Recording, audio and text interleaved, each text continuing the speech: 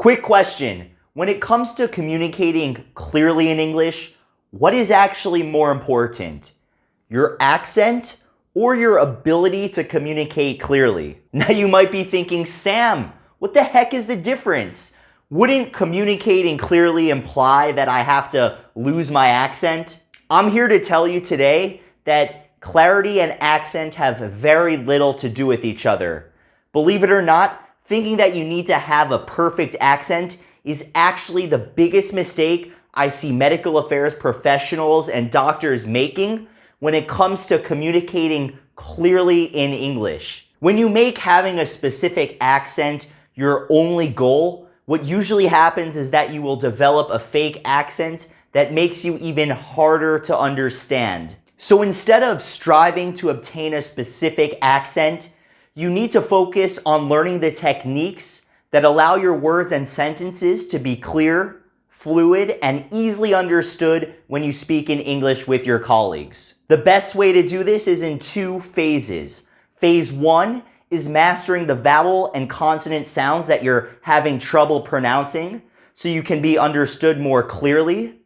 And phase 2 is focusing on sounding more natural and fluid by applying word linking, stress, intonation, and rhythm effectively in your speech. Approaching this in two phases will save you a lot of time and ultimately money because it will get you results way faster, allowing you to confidently take advantage of amazing opportunities. Plus, it can also save you from the embarrassment of sounding funny as you try hard to fake an accent.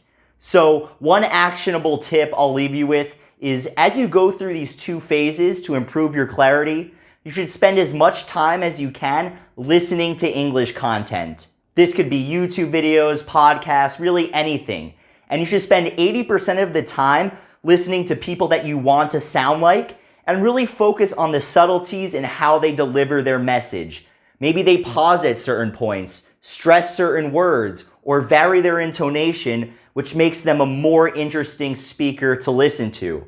If you do this long enough, you'll start to begin naturally developing their overall style and pronunciation. So for all of you watching who want that sexy UK or Australian accent, you simply need to listen to native speakers from the country that you want to sound like. The remaining 20% of your time should be spent listening to people who sound different. So if you're working in an international environment with people who have different accents, then I recommend listening to people speaking English with those accents.